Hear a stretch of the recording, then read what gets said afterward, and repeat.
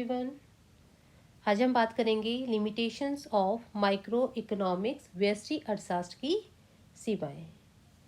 देखिए, व्यष्टि आर्थिक विश्लेषण व्यवसायिक फर्मों के नीति निर्धारण एवं समस्याओं के समाधान में बहुत महत्वपूर्ण भूमिका निभाता है। ये हमने देख चुके हैं कि बहुत इम्पोर्टेंट है किसी भी व्यवसायिक फर्म की नीति निर्धारण और उसकी समस्याओं के समाधान को सुलझाने के लिए, समस्याओं के समाधान के लिए। लेकिन कुछ भी हो, इसकी भूमिका कितनी महत्वपूर्ण हो, फिर भी इस विशेषण में कई ऐसी कमियां हैं, कई ऐसी खामियां हैं जिससे कि व्यवसायिक फर्मों को अपनी नीतियों के निर्धारण करने में और उनकी समस्याओं के समाधान करने के लिए व्यष्टि अर्थशास्त्र के अलावा समष्टि अर्थशास्त्र का भी सहारा लेना पड़ता है। तो इसकी कुछ ऐसी सीमाएं हैं, कुछ उसके दोष हैं जिनके कारण ये पूरी तरह उपयोगी नहीं है। तो चलिए देखते हैं इसकी क्या क्या ऐसी सीमाएं हैं जिसके कारण केवल व्यष्टि आर्थिक विश्लेषण पर ही व्यावसायिक फर्में अपनी नीतियों का निर्धारण नहीं कर सकती और उनकी समस्याओं का पूर्ण रूप से समाधान नहीं कर सकती। तो आइए बात करते हैं इसके लिमिटेशंस की। First is unrealistic and impractical assumptions, अवास्तविक एवं अव्यवहारिक मान्यताएं।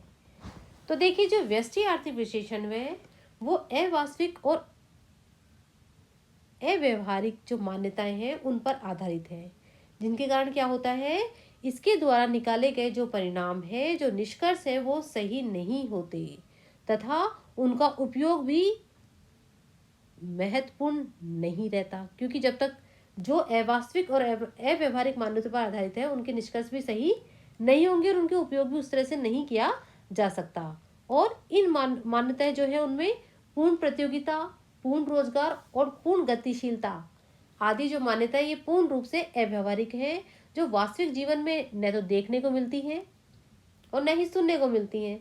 तो वास्तविक जीवन में न तो पूर्ण रोजगार, न ही पूर्ण प्रतियोगिता और न ही पूर्ण गतिशीलता की स्थिति देखने में मिलती है, इसलिए यह सही नहीं है। नेक्स्ट है, some economic problems cannot be studied through micro economic analysis. कई आर्थिक समस्याओं का अध्ययन व्यष्टि विश्लेषण से संभव नहीं है। क्यों? क्योंकि कई आर्थिक समस्याएं राष्ट्रीय स्तर की होती हैं जो इसके सहायता से आसानी से संभव नहीं की जा सकती। जैसे कौन कौन सी हैं? आर्थिक नियोजन, नेशनल इनकम, समाज में धन का वितरण, इंटरनेशनल ट्रेड, प्रशुल्क, राजस्व के सिद्धांत, बैंकिंग जो प्रॉब्लम्स हैं आदि। इन समस्याओं के विश्लेषण में माइक्रो इकोनॉमिक एनालिसिस का सहारा लेना पड़ता है और उनके लिए सर्वदा उपयुक्त होता है। तो कुछ आर्थिक समस्याएं हैं जिनका इसमें अध्ययन नहीं किया जा सकता, जिनकी सहायता से व्यष्टि आर्थिक विश्लेषण की सहायता से उनका समाधान नहीं हो सकता। क्लियर? नेक्स्ट है, picture of whole economy is not clear. तो माइक्रो इकोनॉमिक एनालिसिस से संपूर्ण अर्थव्यवस्था की जानकारी संभव नहीं हो पाती। व्यष्टि अर्थशास्त्र में व्यक्तिगत इकाइयों की कार्यप्रणाली का अध्ययन किया जाता है और विशिष्ट क्षेत्रों का तो पूर्ण ज्ञान हो जाता है, किंतु जो होल इकोनॉमी की बात करें तो संपूर्ण अर्थव्यवस्था के बारे में इसकी सहायता से निष्कर्ष निकाला जाना संभव नहीं होता। दूसरी तरह से देख लेते हैं, क्योंकि व्यष्टि आर्थिक विश्लेषण अर्थव्यवस्था की व्यक्तिगत मांग, व्यक्तिगत आय, व्यक्तिगत कीमत तथा विशिष्ट आर्थिक इकाइयों का ही अध्ययन करता है और इसके अंतर्गत संपूर्ण अर्थव्यवस्था की कार्यप्रणाली का ज्ञान नहीं हो पाता। इसलिए व्यवसायिक फर्मों द्वारा नीति निर्धारण की सफलता जो होती है वो संदिग्ध ही बनी रहती है। नेक्स्ट है, micro position does not reflect whole economy.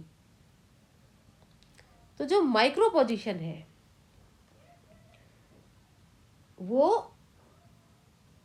समग्र अर्थव्यवस्था का प्रतीक नहीं होती, व्यक्तिगत स्थिति समग्र अर्थव्यवस्था का प्रतीक नहीं होती, क्योंकि व्यष्टि अर्थशास्त्र के अंतर्गत व्यक्तिगत इकाइयों का अध्ययन किया जाता है।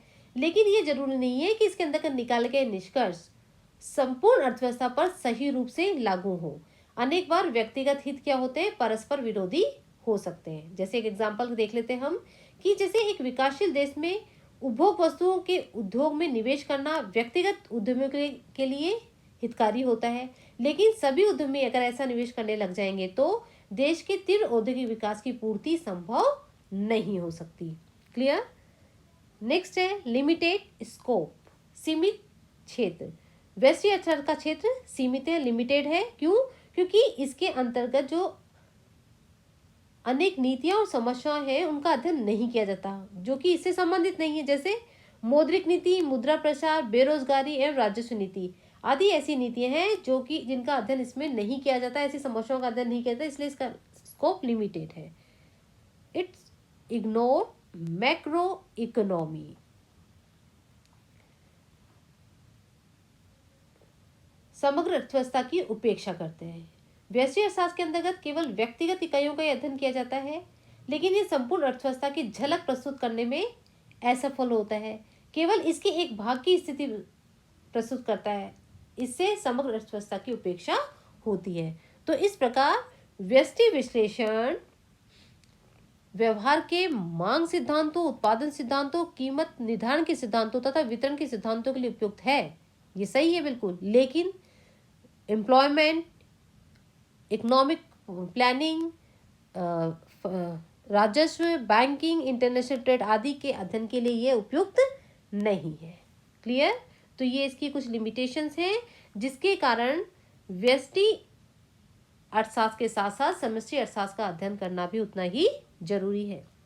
Thank you.